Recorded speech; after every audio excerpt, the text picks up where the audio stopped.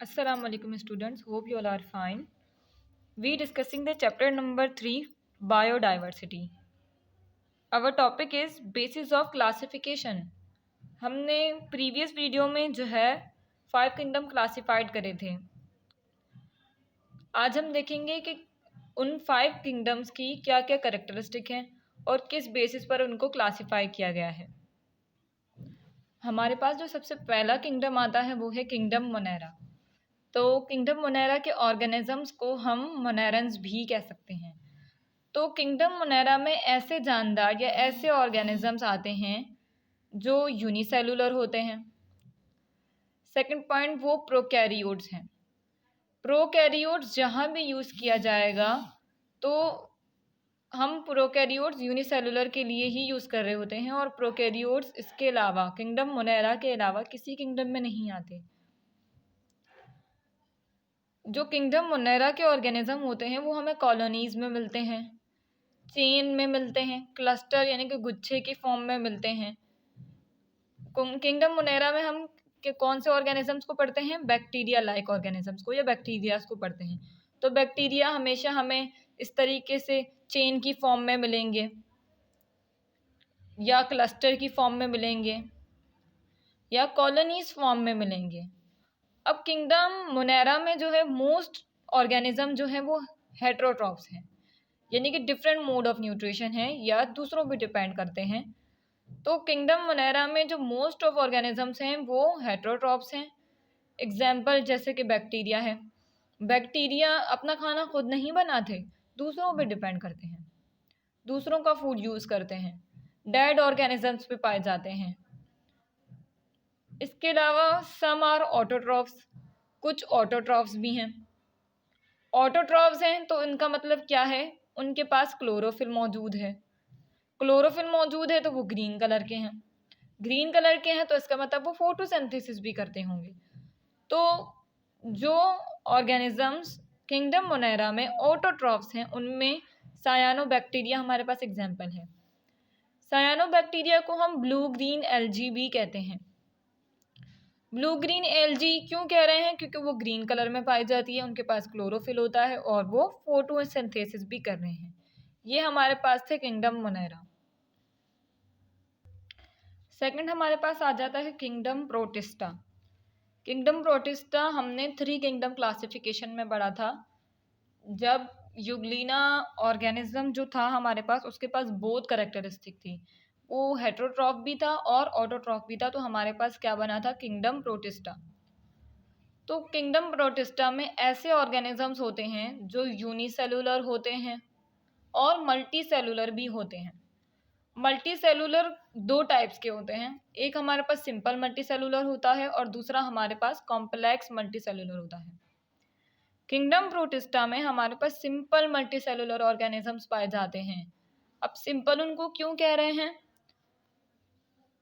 पहले हम कॉम्प्लेक्स की बात कर लेते हैं. जो कॉम्प्लेक्स मल्टी सेलुलर ऑर्गेनिजम्स होते हैं वो क्या करते हैं? हमारे पास सेल्स मिलते हैं, टिश्यू फॉर्म होता है, टिश्यू फॉर्म होते हैं, ऑर्गन्स फॉर्म होते हैं, ऑर्गन से पूरा एक ऑर्गेनिज्म हमारे पास आ जाता है. लेकिन सिंपल मल्टी सेलुलर में ऐसा कुछ नहीं होता, बेसिकली सेल डिवाइड होते हैं. इसके अलावा हम सिंपल मल्टी सेलुलर ऐसे भी समझ सकते हैं कि इनमें सेक्स ऑर्गन्स नहीं पाए जाते, तो आगे इनमें रिप्रोडक्शन नहीं होती.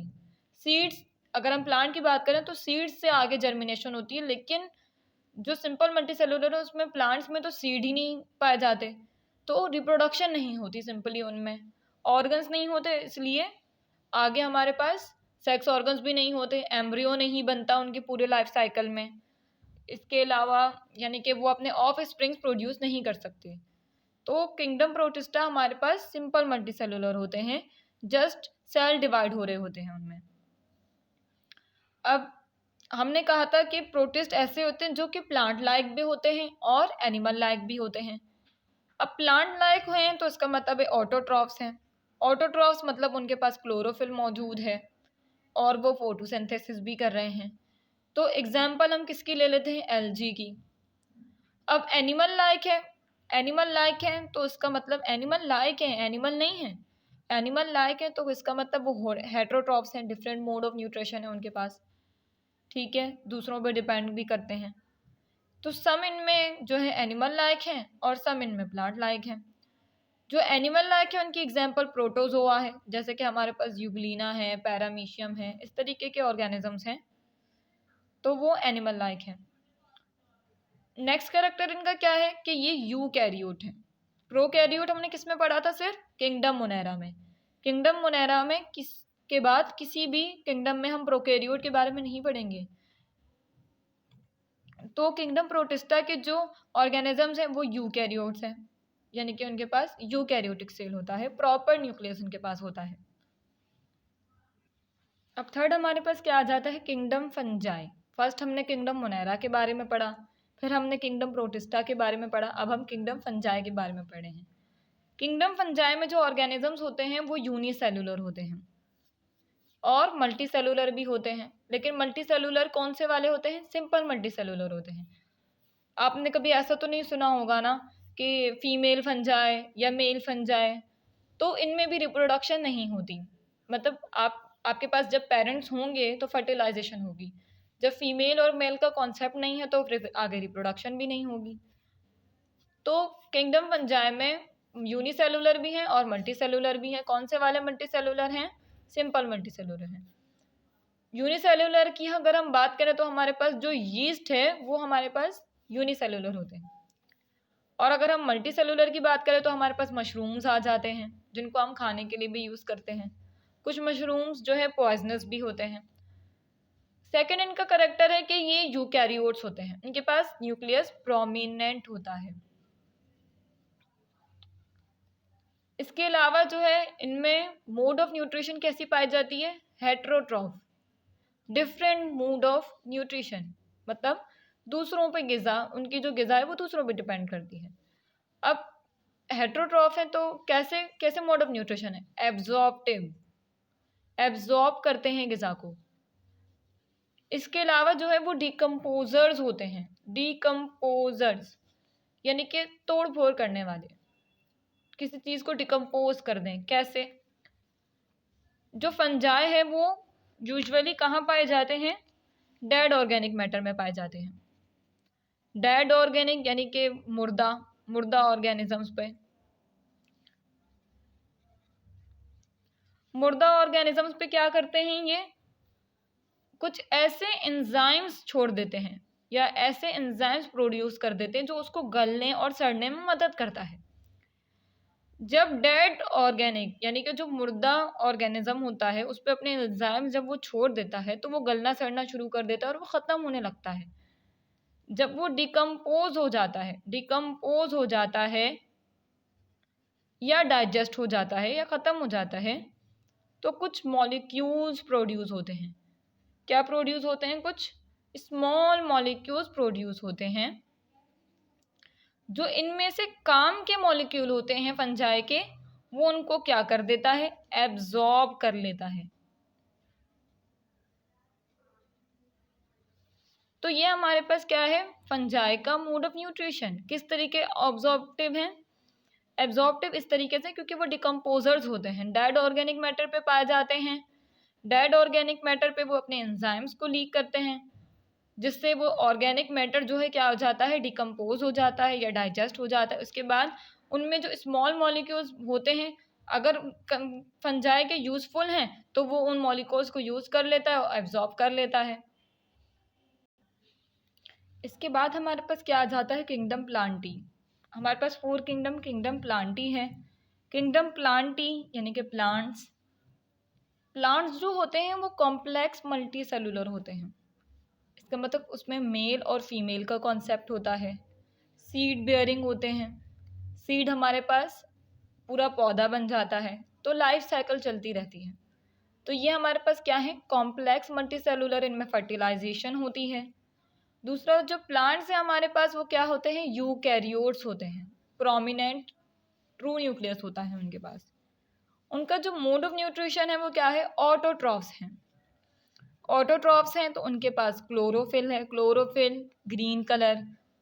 तो जिनके पास क्लोरोफिल होता है वो ग्रीन कलर के होते हैं और फोटोसिंथेसिस का अमल करते हैं, अपनी ग़िज़ा खुद बनाते हैं, फोटोसिंथेसिस से ग्लूकोज बनाते हैं।